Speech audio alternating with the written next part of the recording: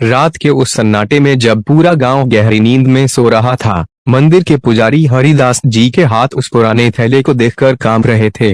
उन्होंने कांपते हाथों से तस्वीर उठाई और मंदिर के दीपक के पास ले जाकर ध्यान से देखा। तस्वीर में वही युवक था जिसे कमला पिछले कई वर्षों से अपना बेटा मोहन बताकर हर जगह खोजती फिर रही थी। तस्वीर के पीछे लाल स्याही से केवल एक तारीख लिखी थी और नीचे छोटे से अक्षरों में लिखा था, माँ से किया वादा अभी पूरा नहीं हुआ। पुजारी की आंखें फैल गईं। आखिर यह तस्वीर उस भिखारी के पास कैसे पहुंची? और वह बूढ़ा कौन था जो कमला को बार बार कह रहा था कि उसका बेटा रास्ते में है? सुबह होते ही पुजारी सीधे कमला की झोपड़ी पर पहुंचे। कमला उस समय चूल्हे के पास बैठी अपने लिए सूखी रोटी बना रही थी। पुजारी ने बिना कुछ कहे तस्वीर उसके हाथ में रख दी। तस्वीर देखते ही कमला के हाथ से रोटी गिर गई और उसकी आंखों से आंसू बहने लगे। उसने तस्वीर को सीने से लगा लिया और बोली, यह तो मेरा मोहन है। लेकिन बाबा, यह तस्वीर आपको कहाँ मिली? पुजारी ने रात की पूरी घटना बताई। कमला कुछ देर तक चुप रही, फिर अचानक उसे उस बूढ़े भिखारी की बात याद आई। माँ, चिंता मत करना, जिसका इंतजार है वह रास्ते में है। कमला का दिल तेजी से धड़कने लगा। उसने तुरंत मंदिर की ओर जाने का फैसला किया। मंदिर पहुंचकर उसने उस जगह को देखा जहां बूढ़ा रोज बैठा करता था। वहां मिट्टी पर लकड़ी से कुछ लिखा हुआ था, जिसे रात की बारिश भी पूरी तरह मिटा नहीं पाई थी। पुजारी ने मिट्टी साफ की तो केवल 2 शब्द साफ दिखाई दिए, माँ, मोहन। कमला वहीं बैठकर फूट फूट कर रोने लगी। उसे लगने लगा कि यह कोई साधारण संयोग नहीं था। तभी मंदिर के पीछे से एक छोटा बच्चा दौड़ता हुआ आया और उसने पुजारी से कहा, बाबा, वो बूढ़े बाबा ने मुझे यह चिट्ठी दी थी और कहा था कि इसे आज सुबह कमला माँ को देना। चिट्ठी देखते ही कमला की सांस जैसे रुक गई, क्योंकि उस पर लिखी लिखावट बिल्कुल उसके बेटे मोहन जैसी थी। उसने कांपते हाथों से चिट्ठी खोली और पहला वाक्य पढ़ते ही उसकी आंखों के सामने अंधेरा छाने लगा। माँ, अगर यह चिट्ठी तुम्हारे हाथ में पहुंच गई है तो समझना कि मैं तुम्हारे बहुत करीब हूँ। राइटिंग जिसे पूरा गांव भिखारी समझता था, श्याम बाबा का रहस्य। रात के उस सन्नाटे में जब पूरा गांव गहरी नींद में सो रहा था, मंदिर के पुजारी हरिदास जी के हाथ उस पुराने थैले को देखकर कांप रहे थे। उन्होंने कांपते हाथों से तस्वीर उठाई और मंदिर के दीपक के पास ले जाकर ध्यान से देखा। तस्वीर में वही युवक था जिसे कमला पिछले कई वर्षों से अपना बेटा मोहन बताकर हर जगह खोजती फिर रही थी।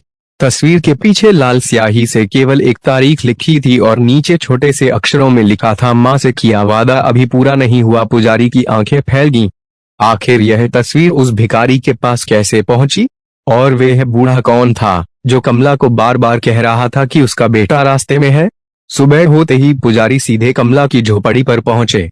कमला उस समय चूल्हे के पास बैठी अपने लिए सूखी रोटी बना रही थी। पुजारी ने बिना कुछ कहे तस्वीर उसके हाथ में रख दी। तस्वीर देखते ही कमला के हाथ से रोटी गिर गई और उसकी आंखों से आंसू बहने लगे। उसने तस्वीर को सीने से लगा लिया और बोली, यह तो मेरा मोहन है। लेकिन बाबा, यह तस्वीर आपको कहाँ मिली? पुजारी ने रात की पूरी घटना बताई। कमला कुछ देर तक चुप रही, फिर अचानक उसे उस बूढ़े भिखारी की बात याद आई। माँ, चिंता मत करना, जिसका इंतजार है वह रास्ते में है। कमला का दिल तेजी से धड़कने लगा। उसने तुरंत मंदिर की ओर जाने का फैसला किया। मंदिर पहुंचकर उसने उस जगह को देखा जहां बूढ़ा रोज बैठा करता था। वहां मिट्टी पर लकड़ी से कुछ लिखा हुआ था, जिसे रात की बारिश भी पूरी तरह मिटा नहीं पाई थी। पुजारी ने मिट्टी साफ की तो केवल 2 शब्द साफ दिखाई दिए, माँ, मोहन। कमला वहीं बैठकर फूट फूट कर रोने लगी। उसे लगने लगा कि यह कोई साधारण संयोग नहीं था। तभी मंदिर के पीछे से एक छोटा बच्चा दौड़ता हुआ आया और उसने पुजारी से कहा, बाबा, वो बूढ़े बाबा ने मुझे यह चिट्ठी दी थी और कहा था कि इसे आज सुबह कमला माँ को देना। चिट्ठी देखते ही कमला की सांस जैसे रुक गई, क्योंकि उस पर लिखी लिखावट बिल्कुल उसके बेटे मोहन जैसी थी। उसने कांपते हाथों से चिट्ठी खोली और पहला वाक्य पढ़ते ही उसकी आंखों के सामने अंधेरा छाने लगा। माँ, अगर यह चिट्ठी तुम्हारे हाथ में पहुंच गई है तो समझना कि मैं तुम्हारे बहुत करीब हूँ। कमला ने कांपते हाथों से वे चिट्ठी खोली और जैसे ही पहली पंक्ति पढ़ी, उसकी आंखों से आंसू बहने लगे।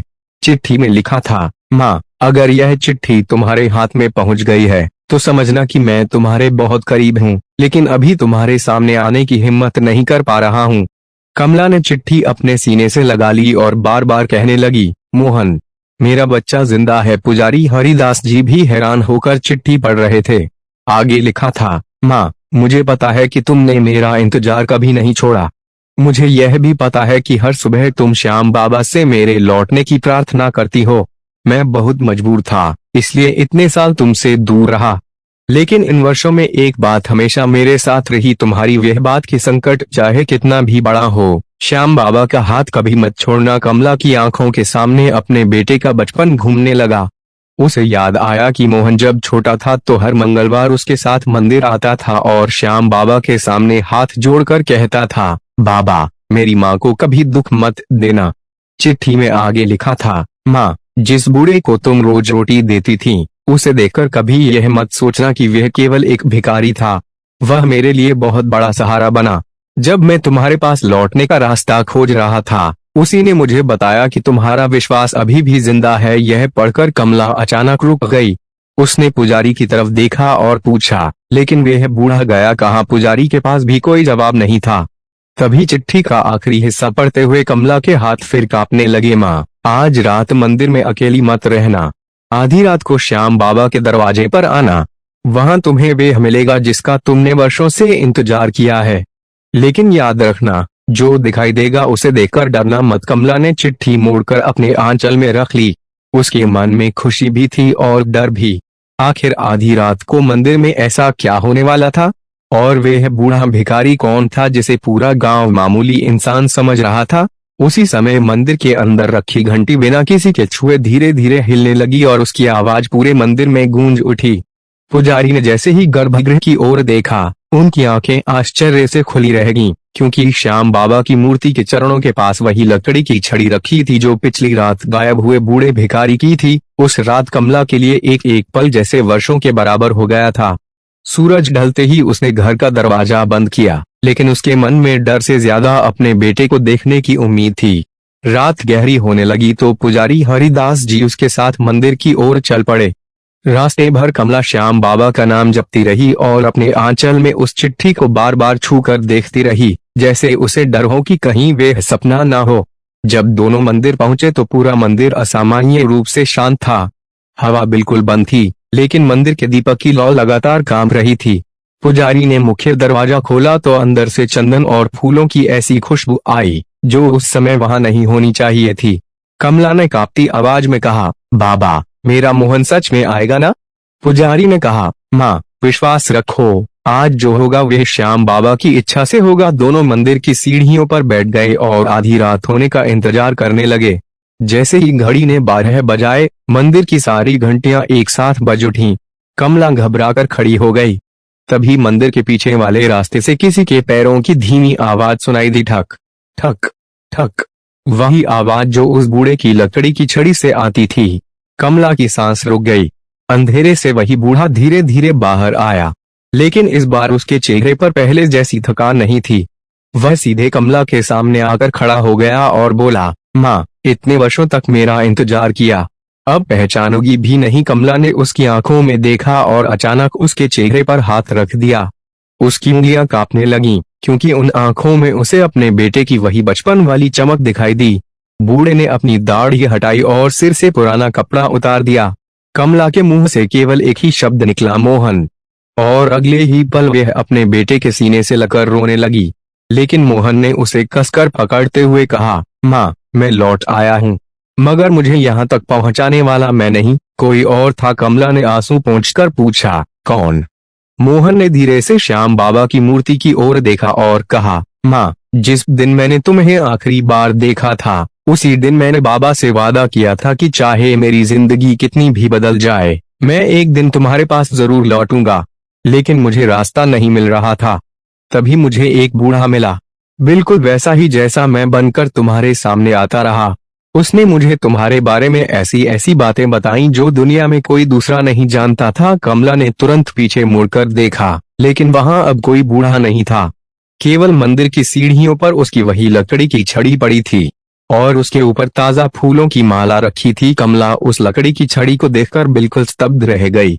उसकी आंखें बार बार मंदिर के दरवाजे, सीढ़ियों और आसपास के अंधेरे को तलाश रही थीं, लेकिन वहां दूर दूर तक कोई दिखाई नहीं दे रहा था। उसने मोहन का हाथ कसकर पकड़ लिया और कांपती आवाज में पूछा, बेटा सच सच बता, वह बूढ़ा कौन था? तू उसके बारे में इतना कैसे जानता है? मोहन कुछ देर तक चुप रहा, फिर मंदिर की सीढ़ी पर बैठ गया और अपनी पूरी कहानी सुनाने लगा। उसने बताया कि जिस रात वह गांव से शहर जाने के लिए निकला था, उसके पास बहुत कम पैसे थे और वह एक पुराने ट्रक में बैठकर शहर की ओर चला गया था। रास्ते में ट्रक का भयानक हादसा हो गया और मोहन कई दिनों तक बेहोश रहा। जब उसे होश आया तो उसे अपनी पहचान तक याद नहीं थी। उसके पास कोई कागज नहीं था, कोई मोबाइल नहीं था और उसे अपने घर का रास्ता भी याद नहीं था। अस्पताल वालों ने उसे एक अनजान नाम से भर्ती किया था। कई महीने तक वह दूसरे शहर में मजदूरी करता रहा, लेकिन उसके मन में हमेशा किसी माँ की धुंधली सी तस्वीर रहती थी। उसे सिर्फ इतना याद था कि कोई महिला रोज उसके माथे पर हाथ रखकर कहती थी, बेटा जब भी डर लगे श्याम बाबा का नाम लेना। मोहन ने बताया कि उसे समझ नहीं आता था कि यह सपना था या उसकी पुरानी याद। फिर एक दिन शहर के बाहर एक मंदिर के पास उसकी मुलाकात एक बूढ़े आदमी से हुई। वह बूढ़ा उसे देखकर अचानक बोला, तुझे अपनी माँ याद आती है? मोहन चौंक गया, क्योंकि उसने किसी को अपने बारे में कुछ नहीं बताया था। बूढ़े ने फिर कहा, तेरी माँ आज भी हर सुबह श्याम बाबा से तेरे लौटने की प्रार्थना करती है। यह सुनते ही मोहन के भीतर जैसे वर्षों से बंद कोई दरवाजा खुल गया। धीरे धीरे उसे अपने गांव, अपनी झोपड़ी, अपनी माँ और मंदिर की याद आने लगी। बूढ़े ने उसे बताया कि उसका नाम मोहन है और उसका गांव कहाँ है, लेकिन मोहन के पास वापस आने के लिए पैसे नहीं थे। तब उस बूढ़े ने उसे अपने साथ रखा, रास्ते में मजदूरी दिलाई और कई महीनों तक उसका खर्च उठाया। आखिर एक दिन दोनों उस गांव के पास पहुंचे। मोहन अपनी माँ के सामने सीधे जाने से डर रहा था, क्योंकि उसे डर था कि इतने वर्षों बाद शायद माँ उसे पहचान ही न पाए। तब बूढ़े ने कहा, पहले अपनी माँ का दिल देख, चेहरा बाद में दिखाना। उसी दिन से वह बूढ़े का रूप बदलकर कमला के सामने भिखारी बनकर बैठने लगा। वह देखना चाहता था कि क्या कमला आज भी अपने बेटे के लिए वही ममता रखती है, और हर दिन कमला उसे बिना कुछ पूछे रोटी दे देती थी। मोहन यह देखकर अंदर ही अंदर रोता था। उसे लगता था कि जिस माँ ने इतने वर्षों बाद भी किसी अनजान भिखारी को भूखा नहीं लौटाया, वह अपने बेटे को कैसे भूल सकती है। लेकिन मोहन ने यह भी बताया कि आखिरी रात उस बूढ़े ने उससे कहा था, अब समय आ गया है, अपनी माँ के सामने चले जाओ। इसके बाद वह अचानक गायब हो गया। मोहन ने उसे पूरे मंदिर और गांव में खोजा, लेकिन वह कहीं नहीं मिला। जब कमला ने पूछा, क्या तूने उसे फिर कभी देखा, तो मोहन ने सिर हिलाकर कहा, नहीं माँ, लेकिन जाने से पहले उसने मुझे एक बात कही थी, जब तेरी माँ तुझे पहचान ले तब उसे बताना कि उसका इंतजार खाली नहीं गया। यह सुनते ही कमला मंदिर की सीढ़ियों पर बैठ गई और दोनों हाथ जोड़कर श्याम बाबा के सामने रोने लगी। तभी पुजारी हरिदास जी ने वह लकड़ी की छड़ी उठाई और ध्यान से देखने लगे। छड़ी के नीचे एक छोटी सी धातु की पट्टी लगी थी, जिस पर कुछ खुदा हुआ था। उन्होंने कपड़ा हटाकर उसे साफ किया तो वहां लिखा था, जिसे दुनिया ने भिखारी समझा, वे किसी की परीक्षा लेने नहीं, किसी का विश्वास लौटाने आया था। लेकिन सबसे बड़ा रहस्य अभी भी बाकी था, क्योंकि पट्टी के नीचे एक और छोटा निशान था, जिसे देखकर पुजारी का चेहरा अचानक पीला पड़ गया। पुजारी हरिदास जी ने उस छोटी सी धातु की पट्टी को दीपक के पास ले जाकर ध्यान से देखा। उस पर बना निशान साधारण नहीं था, वह वही निशान था जो कई वर्षों पहले मंदिर के पुराने दान पात्र पर बना हुआ था। लेकिन वे दान पात्र तो बरसों पहले चोरी हो चुका था। पुजारी ने तुरंत मंदिर के पुराने कागजों की गठरी निकाली और उनमें खोजबीन शुरू कर दी। कमला और मोहन भी उनके पास खड़े रहे। काफी देर बाद पुजारी को एक पुराना रजिस्टर मिला, जिसके पन्ने बारिश और समय के कारण पीले पड़ चुके थे। उन्होंने एक पन्ना खोला तो उसमें मंदिर में आने वाले पुराने भक्तों के नाम लिखे थे। अचानक उनकी उंगली एक नाम पर रुक गई, श्यामदास।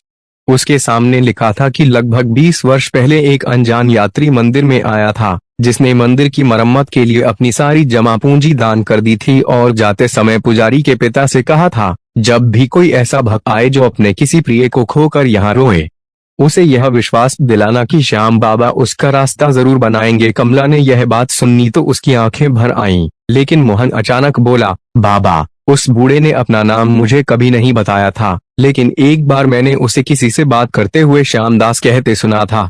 पुजारी के हाथ से रजिस्टर लगभग गिर ही गया। उन्होंने मंदिर की दीवार पर लगी एक बहुत पुरानी तस्वीर की ओर इशारा किया। तस्वीर धूल से ढकी थी, इसलिए उन्होंने कपड़ा लेकर उसे साफ किया। तस्वीर में लगभग 20 साल पहले मंदिर में आए भक्तों का समूह था और सबसे पीछे वही चेहरा दिखाई दे रहा था जिसे मोहन ने बूढ़े के रूप में देखा था। कमला की सांस अटक गई। उसने तस्वीर को छूते हुए कहा, लेकिन अगर यह तस्वीर 20 साल पुरानी है तो वह बूढ़ा आज भी बिल्कुल वैसा ही कैसे दिख सकता है। मंदिर में अचानक सन्नाटा छा गया। किसी के पास इसका जवाब नहीं था। उसी क्षण मंदिर के अंदर रखे दीपक की लौ तेज हो गई और घंटी अपने आप बज उठी। मोहन ने घबराकर पीछे देखा तो मंदिर की सीढ़ियों पर वह बूढ़ा फिर खड़ा था। इस बार उसके चेहरे पर हल्की मुस्कान थी। कमला तुरंत उसकी तरफ बढ़ी, लेकिन कुछ ही कदम चलने के बाद वह बूढ़ा जैसे धुंध में बदल गया और उसकी जगह केवल फूलों की पंखुड़ियां रह गईं। मोहन वहीं खड़ा रह गया। पुजारी ने धीरे से कहा, शायद कुछ रिश्ते शरीर से नहीं, विश्वास से जुड़े होते हैं। कमला ने अपने आंसू पोंछे और श्याम बाबा के सामने हाथ जोड़कर कहा, बाबा, मैंने इतने साल आपसे अपने बेटे को मांगा था। आपने मुझे सिर्फ मेरा बेटा नहीं लौटाया, मेरा विश्वास भी लौटा दिया। उसी समय मंदिर के बाहर किसी बच्चे की आवाज आई, माँ देखो।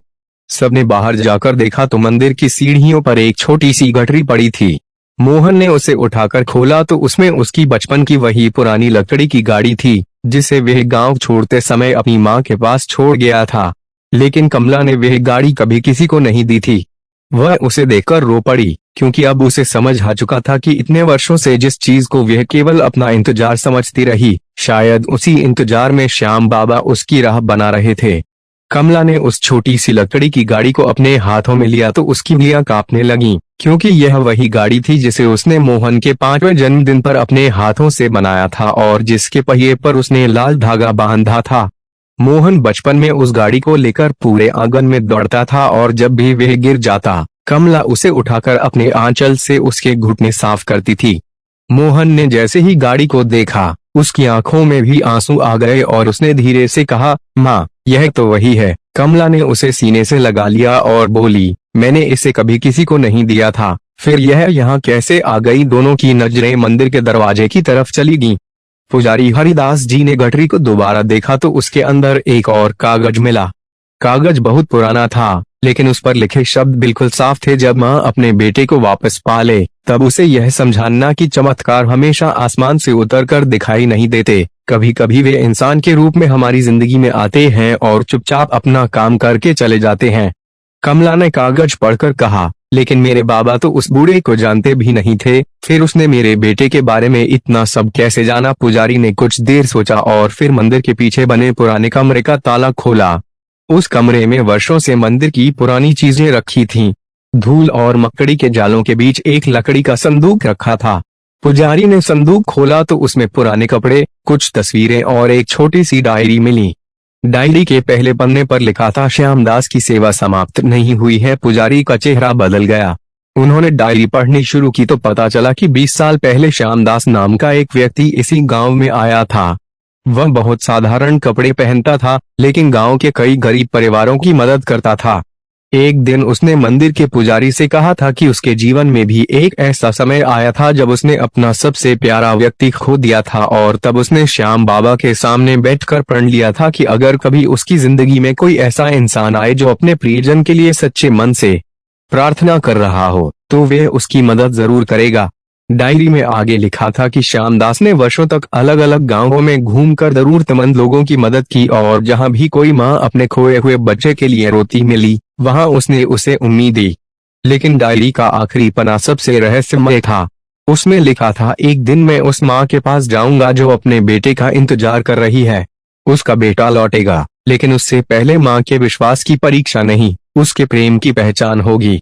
कमला यह सुनकर रोने लगी और बोली, तो वह बूढ़ा मेरे पास सिर्फ इसलिए आता था कि देख सके कि मैं अपने बेटे को भूली नहीं हूँ। पुजारी ने सिर हिलाया, लेकिन मोहन ने अचानक कहा, नहीं माँ, मुझे लगता है बात इससे भी बड़ी है। सबने उसकी तरफ देखा। मोहन ने कहा, जिस दिन वह बूढ़ा मुझे मिला था, उसने मेरे बारे में ऐसी बातें बताई थीं जो सिर्फ तुम जानती थीं। उसने कहा था कि मेरी माँ जब दुखी होती है तो मंदिर की सीढ़ियों पर बैठकर अपना आंचल आंखों पर रखती है, कि वे हर मंगलवार मेरे नाम से एक दीपक जलाती है, और कि मेरे जाने के बाद भी उसने मेरे कमरे में मेरी पुरानी चादर नहीं हटाई। कमला ने यह सुनकर अपना चेहरा ढक लिया, क्योंकि ये बातें उसने कभी किसी अनजान व्यक्ति को नहीं बताई थीं। तभी मंदिर के अंदर से फिर घंटी की आवाज आई। सब लोग चौंक कर अंदर पहुंचे तो श्याम बाबा की मूर्ति के चरणों के पास एक नया पत्र रखा था। इस बार पत्र पर केवल एक वाक्य लिखा था, कमला, अब अपने बेटे को खोने का डर छोड़ दो, क्योंकि जिसे श्याम बाबा की शरण मिल जाए उसे कोई रास्ता हमेशा के लिए नहीं छीन सकता। पत्र पढ़ते ही कमला ने आंखें बंद कर ली और उसके होंठों से केवल एक शब्द निकला, श्याम। तभी मोहन ने अपनी माँ का हाथ पकड़ा और कहा, माँ, मैं अब कहीं नहीं जाऊंगा। लेकिन उसी क्षण मंदिर के बाहर से एक आवाज आई, वादा मत करना बेटा, निभाना।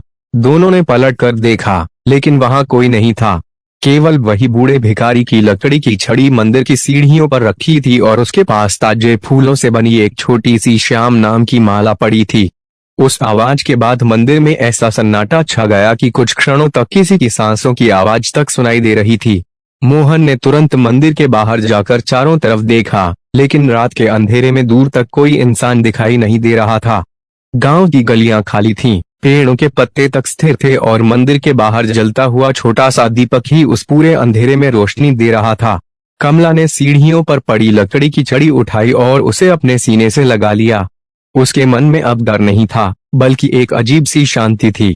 उसने पुजारी से कहा, बाबा, मुझे लगता है वे हमें डराने नहीं, समझाने आया था। पुजारी ने पूछा, क्या समझाने? कमला ने श्याम बाबा की मूर्ति की तरफ देखते हुए कहा कि बेटा वापस आ गया है तो अब मुझे पुराने दुख में नहीं जीना चाहिए। मोहन अपनी माँ के पास बैठ गया और बोला, माँ, मैंने बहुत साल खो दिए हैं, अब मैं तुम्हें एक दिन भी अकेला नहीं छोड़ूंगा। कमला ने उसके सिर पर हाथ रखा और कहा, मुझे तुझसे कोई शिकायत नहीं है बेटा, तू लौट आया, मेरे लिए यही सबसे बड़ा चमत्कार है। लेकिन मोहन के मन में एक सवाल अभी भी था। उसने पुजारी से पूछा, बाबा, अगर वह बूढ़ा इतना समय मेरे आसपास था तो उसने मुझे पहले माँ के पास क्यों नहीं भेजा? पुजारी ने कुछ देर चुप रहकर मंदिर की पुरानी डायरी खोली और उसके आखिरी पन्ने पर उंगली रख दी। वहां लिखा था कि कुछ लोग अपने घर वापस लौटने से पहले अपने भीतर का रास्ता खोजते हैं। मोहन को अपनी याददाश्त खोने के बाद सिर्फ अपने घर की तलाश नहीं करनी थी, बल्कि उसे अपने पुराने जीवन की कीमत समझनी थी। वह शहर में कई साल रहा, लोगों के बीच रहा, लेकिन उसे माँ की कमी तभी समझ आई जब उसे किसी ने बिना किसी स्वार्थ के उसके बारे में बताया। मोहन ने कहा, तो क्या वह बूढ़ा मुझे मेरे घर तक लाने वाला था? पुजारी बोले, शायद, लेकिन उससे भी ज्यादा वह तुम्हें तुम्हारी माँ के पास लौटने के योग्य बना रहा था। कमला यह सुनकर मुस्कुराई और बोली, जिसने मेरे बेटे को वापस भेजा, मैं उसे जीवन भर याद रखूंगी। उसी समय मंदिर के बाहर एक बूढ़ी महिला आई। वह गांव की रहने वाली नहीं थी। उसने कमला को देखते ही कहा, तुम कमला हो? कमला ने हैरानी से पूछा, हाँ, लेकिन आप कौन हैं? बूढ़ी महिला ने अपनी गठरी से एक पुरानी तस्वीर निकाली और कमला को दे दी। तस्वीर देखते ही कमला के पैरों तले जमीन खिसक गई, क्योंकि उसमें मोहन बहुत छोटा था और उसके साथ वही बूढ़ा खड़ा था जिसे पूरा गांव भिखारी समझ रहा था। कमला ने कांपती आवाज में पूछा, आपके पास यह तस्वीर कहाँ से आई? बूढ़ी महिला ने कहा, यह तस्वीर मुझे श्यामदास ने दी थी, आज से ठीक 10 साल पहले। मोहन ने तुरंत पूछा, 10 साल पहले? लेकिन तब तो मैं अभी भी शहर में था। बूढ़ी महिला ने उसकी तरफ देखा और बोली, हाँ बेटा, और श्यामदास तब भी कहता था कि एक दिन तू अपनी माँ के पास लौटेगा। यह सुनकर सबके चेहरे पर हैरानी छा गई। महिला ने आगे कहा, उसने मुझसे सिर्फ इतना कहा था कि जब कमला का बेटा वापस आए तब यह तस्वीर उसे दे देना। कमला ने तस्वीर को आंखों से लगाया और रोते हुए पूछा, लेकिन वे खुद क्यों नहीं आया? बूढ़ी महिला ने गहरी सांस ली और कहा, क्योंकि श्यामदास तो 10 साल पहले ही इस दुनिया से जा चुका था। यह सुनते ही मंदिर के अंदर जैसे समय रुक गया। कमला के हाथ से तस्वीर गिर गई। मोहन पीछे हट गया और पुजारी हरिदास जी की आंखें फैल गईं, क्योंकि इसका मतलब साफ था, जिस बूढ़े को उन्होंने पिछले कई दिनों से मंदिर के बाहर देखा था वे कोई साधारण इंसान नहीं था। कमला यह सुनकर कुछ पल तक बिल्कुल शांत खड़ी रही, जैसे उसके कानों ने अभी अभी जो सुना था उसे स्वीकार करने से इनकार कर दिया हो। उसने बूढ़ी महिला की ओर देखा और धीमी आवाज में पूछा, आप कह रही हैं कि श्यामदास 10 साल पहले मर चुका था, लेकिन मैं तो उसे अपनी आंखों से देखती रही हूँ। मैंने उसे रोटी दी, उससे बातें की, उसकी आवाज सुनी। फिर वह कौन था? बूढ़ी महिला ने कोई जवाब नहीं दिया, बस श्याम बाबा की मूर्ति की ओर देखने लगी। पुजारी हरिदास जी ने तुरंत मंदिर का पुराना रजिस्टर निकाला और उसमें श्यामदास का नाम खोजने लगे। कुछ ही देर में उन्हें वे एक पन्ना मिल गया जिसमें लिखा था कि श्यामदास की मृत्यु एक दुर्घटना में हुई थी और मरने से कुछ दिन पहले उसने मंदिर में आकर एक अंतिम प्रार्थना की थी। उसने पुजारी के पिता से कहा था कि एक माँ अपने बेटे के लिए रो रही है, उसका विश्वास टूटने मत देना। उस समय किसी को समझ नहीं आया था कि वह किस माँ और किस बेटे की बात कर रहा है। पुजारी ने कांपते हाथों से वह पन्ना कमला को दिखाया। कमला ने पढ़ते पढ़ते आंखें बंद कर लीं। उसे अचानक याद आया कि कुछ दिन पहले जब वह पहली बार उस बूढ़े भिखारी को रोटी देने गई थी, तब उसने उससे पूछा था, बाबा, आपका घर कहाँ है? बूढ़े ने मुस्कुराकर कहा था, माँ, मेरा घर वहीं है जहाँ कोई सच्चे मन से श्याम को पुकारता है। उस समय कमला ने उस बात को मजाक समझ लिया था, लेकिन अब उसे वही शब्द याद आ रहे थे। मोहन भी चुपचाप सब सुन रहा था। उसने धीरे से कहा, माँ, मुझे अब सब समझ आ रहा है। जिस दिन मैं रास्ते में उस बूढ़े से मिला था, उसने मुझे कहा था कि मेरी माँ मुझे हर मंगलवार याद करती है, लेकिन उस समय मुझे यह भी याद नहीं था कि मेरा गांव कहाँ है। फिर उसने मुझे रास्ता बताया। उसने मुझे पैसे दिए, मेरे लिए खाना खरीदा और कहा कि जब तक माँ के पास न पहुँच जाओ, पीछे मत देखना। पुजारी ने पूछा, क्या उसने कभी अपना चेहरा साफ दिखाया था? मोहन ने कहा, हाँ, लेकिन जब भी मैं उसकी आंखों में देखता था, मुझे ऐसा लगता था जैसे मैंने उसे पहले कहीं देखा है। अब समझ आया कि शायद वह चेहरा मुझे किसी पुराने सपने में दिखाई देता था। बूढ़ी महिला ने तभी अपनी गठरी से एक और वस्तु निकाली। वह एक छोटी सी पीतल की घंटी थी। उसने कहा, यह श्यामदास ने मुझे दी थी और कहा था कि इसे उसी दिन मंदिर में चढ़ाना जब कमला का बेटा वापस आए। कमला ने घंटी हाथ में ली और जैसे ही उसे मंदिर की घंटी के पास ले जाकर बांधा, पूरे मंदिर में अचानक ऐसी मधुर ध्वनि गूंज उठी कि वहां मौजूद सभी लोग कुछ क्षणों के लिए स्तब्ध रह गए। उसी समय मंदिर के बाहर बैठे एक छोटे बच्चे ने जोर से कहा, माँ, वहां कोई बाबा खड़े हैं। सब लोग तुरंत बाहर भागे। मंदिर की आखिरी सीढ़ी पर वही बूढ़ा खड़ा था, वही फटे पुराने कपड़े, वही लकड़ी की छड़ी और वही शांत मुस्कान। कमला ने उसे देखते ही हाथ जोड़ लिए। इस बार वे उसके पास दौड़कर नहीं गई, वह वहीं खड़ी रही और उसकी आंखों से आंसू बहने लगे। बूढ़े ने दूर से ही कहा, माँ, अब मेरा काम पूरा हुआ। मोहन ने चीखकर कहा, रुकिए, मुझे आपसे बहुत कुछ पूछना है। बूढ़े ने केवल इतना कहा, जिसे अपने घर का रास्ता मिल जाए, उसे रास्ता दिखाने वाले के पीछे नहीं जाना चाहिए। इतना कहते ही मंदिर की घंटी जोर से बजी और अगले ही पल वहां कोई नहीं था। सीढ़ियों पर केवल लकड़ी की छड़ी पड़ी थी। मोहन दौड़कर वहां पहुंचा और छड़ी उठा ली, लेकिन इस बार उसके हाथ में छड़ी आते ही उसके भीतर जैसे कोई पुरानी याद जाग उठी। उसे अचानक अपने बचपन का एक दृश्य याद आया। वह 5 साल का था, मंदिर की सीढ़ियों पर गिर गया था और एक बूढ़े आदमी ने उसे उठाकर कहा था, बेटा, जब कभी जिंदगी में रास्ता भूल जाना, श्याम बाबा का नाम लेना। मोहन की आंखों से आंसू बह निकले। उसने अपनी माँ की तरफ देखा और कहा, माँ, वह मुझे बचपन से जानता था। कमला ने उसे गले लगा लिया और दोनों देर तक रोते रहे। उस दिन के बाद गांव वालों ने उस बूढ़े को कभी नहीं देखा, लेकिन मंदिर की सीढ़ियों पर हर मंगलवार किसी न किसी के लिए एक गर्म रोटी और पानी का लोटा रखा जाने लगा। कमला कहती थी, यह किसी भिखारी के लिए नहीं, उस इंसान के लिए है जिसने मुझे मेरा बेटा लौटाया। और गांव में धीरे धीरे यह बात फैल गई कि कभी कभी भगवान खुद सामने आकर चमत्कार नहीं करते, बल्कि किसी ऐसे इंसान को माध्यम बना देते हैं जिसे दुनिया पहचान नहीं पाती। समय धीरे धीरे आगे बढ़ने लगा, लेकिन उस रात का रहस्य कमला, मोहन और पुजारी हरिदास जी के मन से कभी नहीं निकला। मोहन अब अपनी माँ के साथ उसी छोटे से घर में रहने लगा था, जहाँ उसके बचपन की हर चीज आज भी संभाल कर रखी हुई थी। आंगन के कोने में उसकी पुरानी लकड़ी की गाड़ी, दीवार पर बचपन की धुंधली तस्वीर और कमरे के एक कोने में उसकी पुरानी चादर देखकर उसे बार बार एहसास होता कि उसकी माँ ने सचमुच उसका इंतजार कभी नहीं छोड़ा था।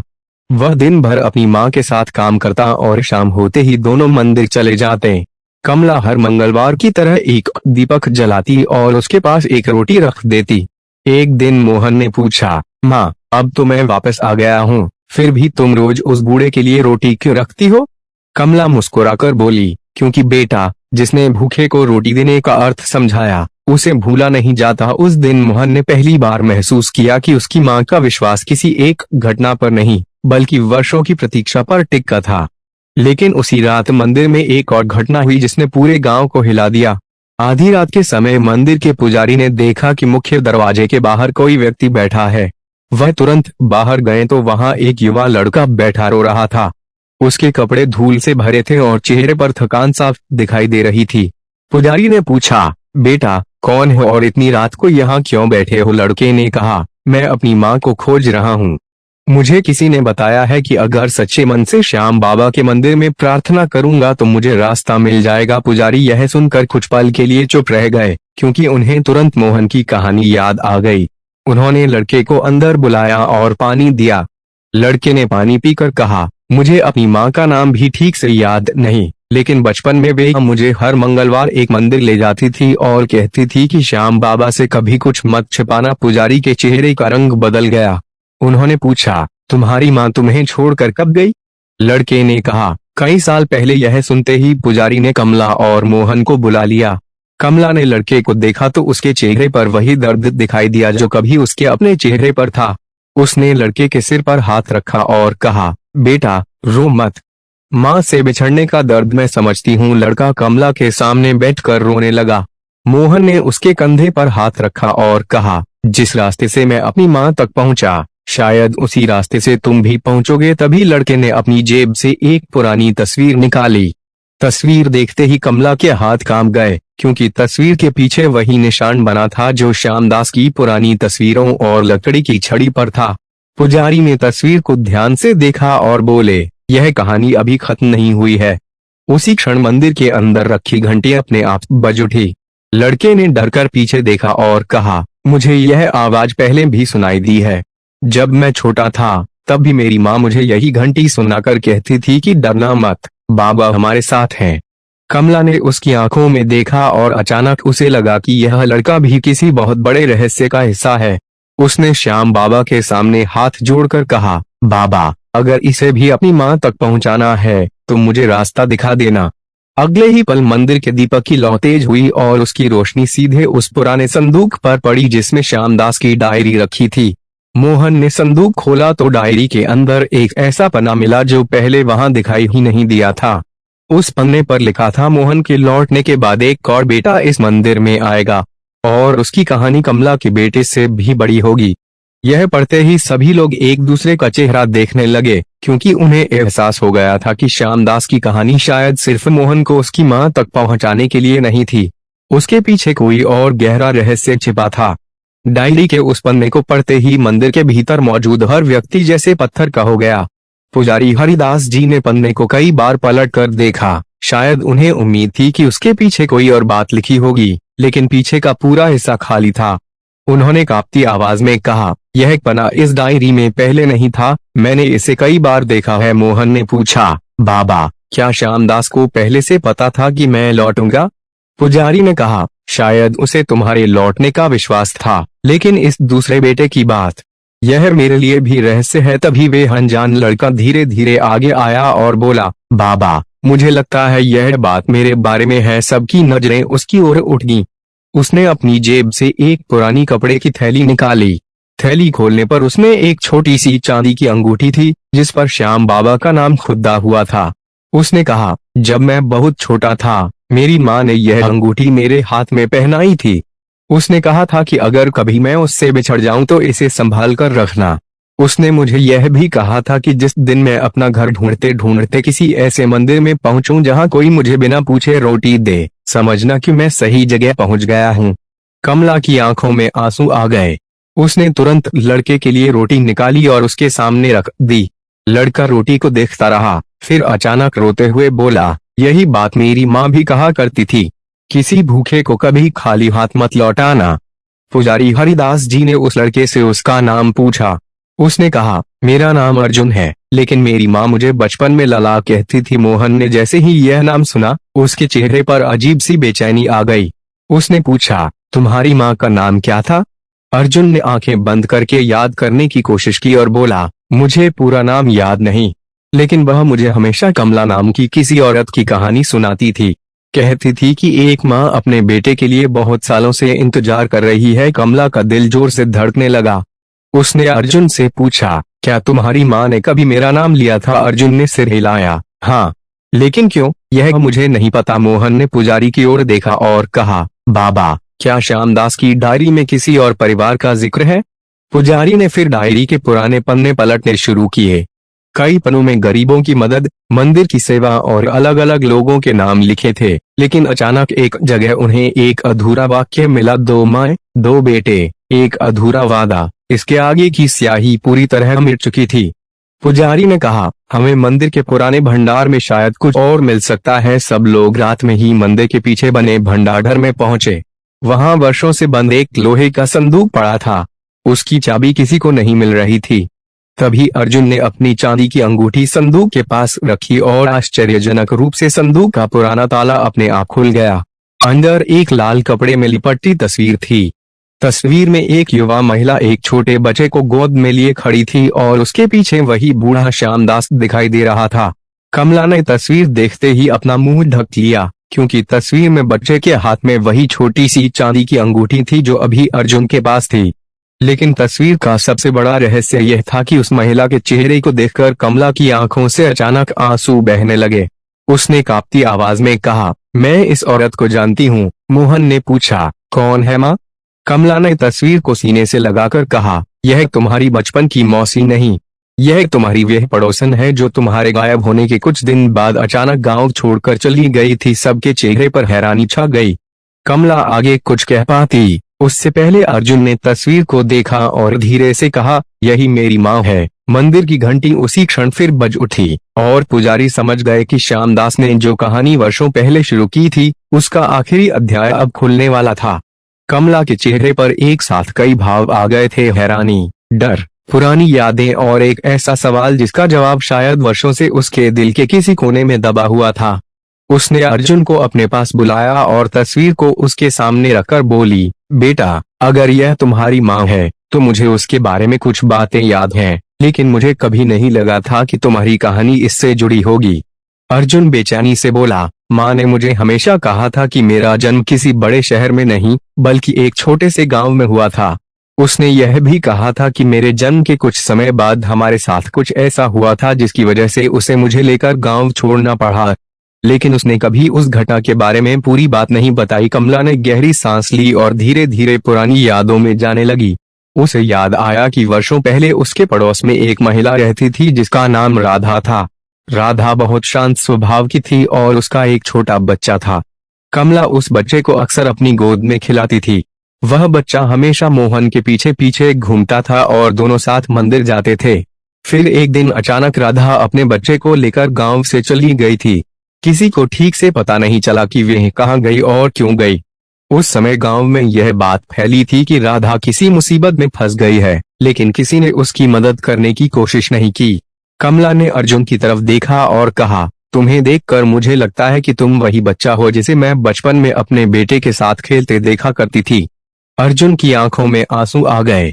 उसने पूछा, तो क्या आप मेरी माँ को जानती थी? कमला ने कहा, हाँ बेटा, लेकिन मुझे नहीं पता था कि तुम इतने साल कहाँ रहे। तभी मोहन ने पुराने संदूक से मिली तस्वीर को फिर से उठाया और उसके पीछे कुछ लिखा हुआ देखा। उसने धूल साफ की तो पीछे लिखा था, जिस दिन ये दोनों बच्चे अलग होंगे उस दिन 2 माओं की परीक्षा शुरू होगी। यह पढ़कर पुजारी हरिदास जी ने माथे पर हाथ रख लिया। उन्होंने कहा, अब समझ आया कि श्यामदास इतने वर्षों से क्या कर रहा था। मोहन ने पूछा, क्या? पुजारी बोले, शायद उसने तुम्हें और अर्जुन को अलग अलग रास्तों से देखा, तुम्हारी दोनों माताओं की खबर रखी और किसी दिन तुम्हें फिर एक दूसरे के सामने लाने का इंतजार किया। अर्जुन ने तुरंत पूछा, लेकिन मेरी माँ कहाँ है? कमरे में सन्नाटा छा गया। कमला ने उसकी तरफ देखा और कहा, हम उसे ढूंढेंगे। अर्जुन ने कहा, मैंने बहुत जगह खोजा है लेकिन हर जगह असफल रहा। तभी मोहन ने तस्वीर को ध्यान से देखा और बोला, रुको, इस तस्वीर के पीछे जो मंदिर दिखाई दे रहा है वे हमारे गांव का मंदिर नहीं है। पुजारी ने तस्वीर को रोशनी के पास ले जाकर देखा और अचानक उनकी आंखें चमक उठीं। उन्होंने कहा, यह तो हमारे गांव से लगभग 50 किलोमीटर दूर वाला पुराना श्याम मंदिर है। अर्जुन ने कहा, तो मेरी माँ शायद वहीं गई थी। पुजारी ने जवाब दिया, संभव है। अगले दिन सुबह कमला, मोहन, अर्जुन और पुजारी उस पुराने मंदिर की ओर निकल पड़े।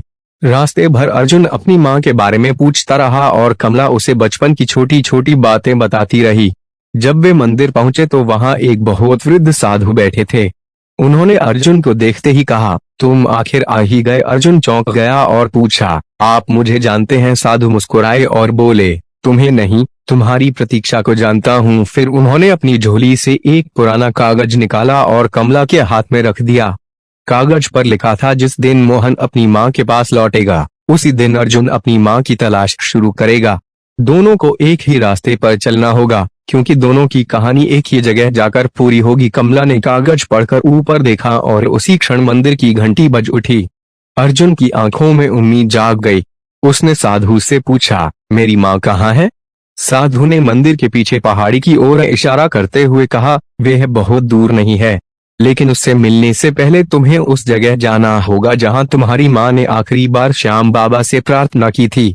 चारों लोग पहाड़ी की ओर बढ़ने लगे, लेकिन उन्हें नहीं पता था कि उस पहाड़ी के पीछे उनका सामना ऐसे रहस्य से होने वाला है जो मोहन और अर्जुन दोनों की जिंदगी हमेशा के लिए बदल देगा। चारों लोग पहाड़ी की सकरी पगडंडी पर आगे बढ़ते रहे। रास्ता कठिन था, लेकिन अर्जुन के कदमों में आज वर्षों बाद ऐसी उम्मीद थी जिसे कोई रोक नहीं सकता था। उसके मन में बार बार अपनी माँ का चेहरा घूम रहा था, जिसे वह ठीक से याद भी नहीं कर पाता था। बस उसकी आवाज, उसके हाथों की गर्माहट और वह एक छोटी सी लोरी याद थी जो वह बचपन में उसे सुनाया करती थी। कुछ दूर जाने के बाद उन्हें पहाड़ी के बीचों बीच एक बहुत पुरानी छोटी सी कुटिया दिखाई दी। कुटिया के बाहर तुलसी का पौधा था और उसके पास मिट्टी का एक दीपक जल रहा था। अर्जुन दीपक को देखते ही रुक गया और बोला, यह वही खुशबू है, मेरी माँ भी ऐसा ही दीपक जलाती थी। कमला ने उसके कंधे पर हाथ रखा और दोनों धीरे धीरे कुटिया की ओर बढ़े। दरवाजा आधा खुला था। पुजारी ने आवाज लगाई, कोई है? अंदर से कोई जवाब नहीं आया। अर्जुन ने दरवाजा खोला तो सामने एक छोटी सी चौकी पर श्याम बाबा की तस्वीर रखी थी और उसके पास एक पुराना कपड़ा रखा था। अर्जुन ने कपड़े को उठाया तो उसमें उसकी बचपन की एक तस्वीर थी। तस्वीर के पीछे उसकी माँ की लिखावट में केवल इतना लिखा था, मेरे लल्ला, अगर कभी तू यह तस्वीर देखे तो समझना कि मैं तुझसे दूर होकर भी तेरे साथ थी। अर्जुन की आंखों से आंसू बहने लगे। उसने तस्वीर को सीने से लगा लिया और फूट फूट कर रोने लगा। तभी कुटिया के पीछे से एक कमजोर सी आवाज आई, लल्ला। अर्जुन जैसे बिजली की तरह पलटा। आवाज फिर आई, लल्ला, क्या तू सच में आ गया? अर्जुन के पैर कांपने लगे। वह आवाज उसकी यादों में वर्षों से दबे उस एक शब्द जैसी थी जिसे उसने कभी भुलाया नहीं था। वह दौड़कर कुटिया के पीछे पहुंचा तो वहां एक वृद्ध महिला बैठी थी। उसके बाल सफेद हो चुके थे, चेहरा उम्र से झुर्रियों से भर गया था, लेकिन उसकी आंखें वही थीं जिन्हें अर्जुन ने बचपन की धुंधली यादों में देखा था।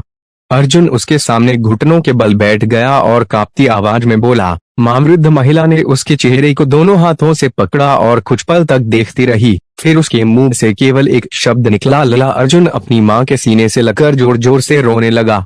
कमला भी अपनी आंखों के आंसू रोक नहीं पाई। मोहन ने पुजारी की तरफ देखा और दोनों ने चुपचाप हाथ जोड़ लिए। इतने वर्षों की तलाश के बाद अर्जुन को अपनी माँ मिल गई थी, लेकिन कहानी का सबसे बड़ा रहस्य अभी बाकी था।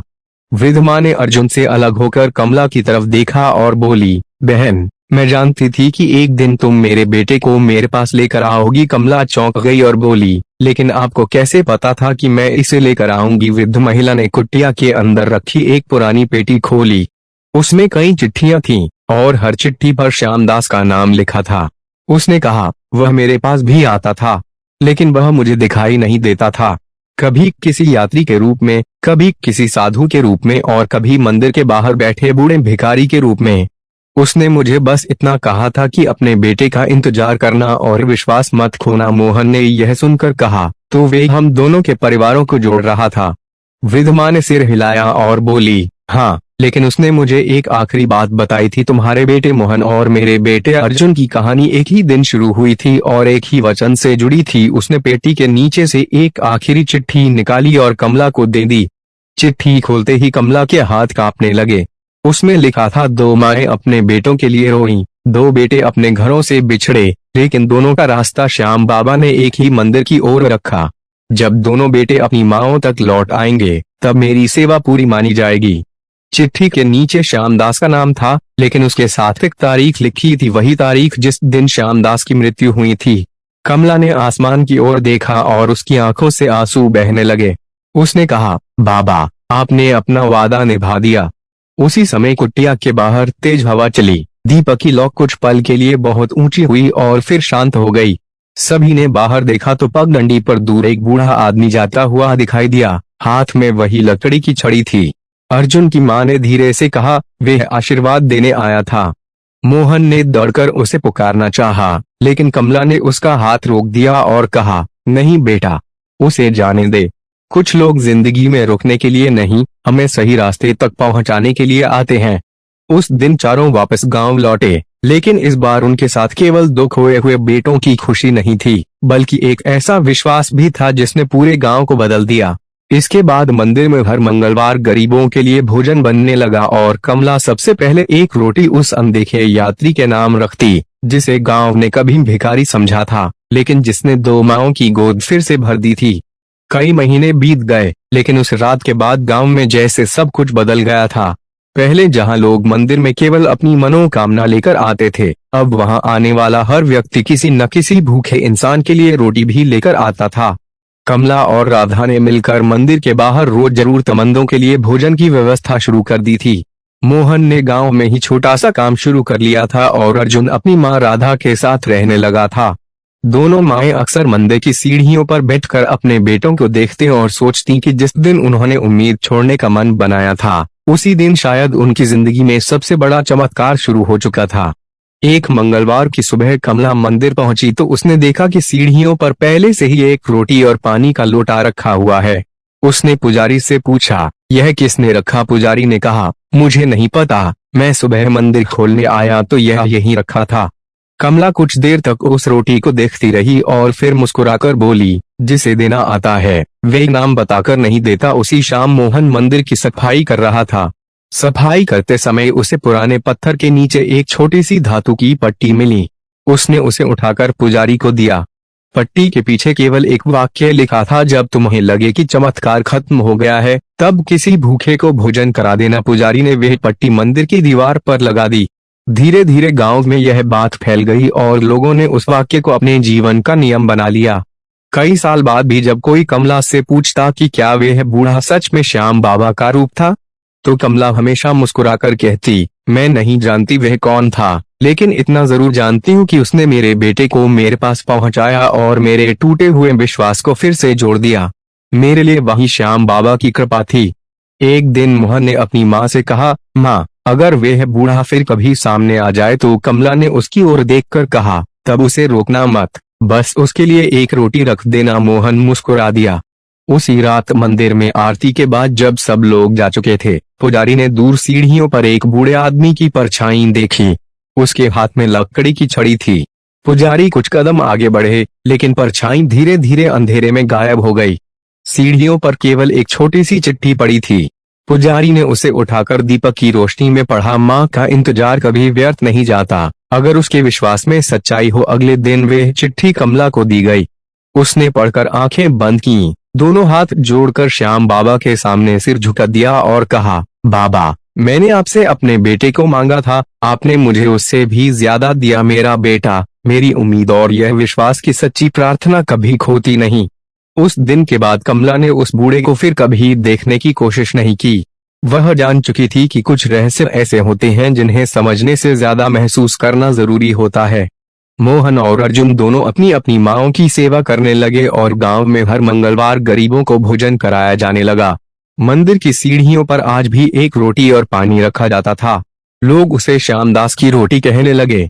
कोई नहीं जानता था कि वह बूढ़ा कौन था, कहां से आया था और कहां चला गया, लेकिन उसकी वजह से 2 माँओं की सूनी गोद भर गई थी। और शायद यही उस पूरी कहानी का सबसे बड़ा संदेश था। भगवान हमेशा चमत्कार करके सामने नहीं आते, कभी कभी वे किसी अनजान इंसान के रूप में हमारी जिंदगी में आते हैं, हमारी उम्मीद को थामते हैं और फिर बिना अपना नाम बताए चले जाते हैं। इसलिए जब भी किसी जरूरतमंद को अपने सामने देखो, उसे सिर्फ अभिकारी समझकर आगे मत बढ़ जाना। हो सकता है वह तुम्हारी परीक्षा नहीं, तुम्हारी सेवा का अवसर बनकर आया हो।